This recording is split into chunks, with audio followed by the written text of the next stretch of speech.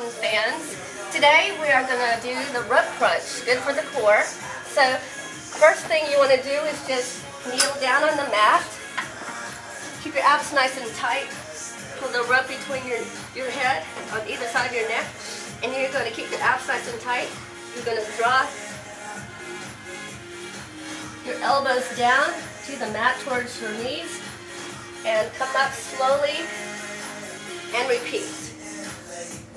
And nice and controlled, really squeeze your abdominals on the way down. And on the negative, you want to go nice and slow and really contract your abdominals. And a nice burn. Make sure that your lower body is always stable. It's just your upper body coming down.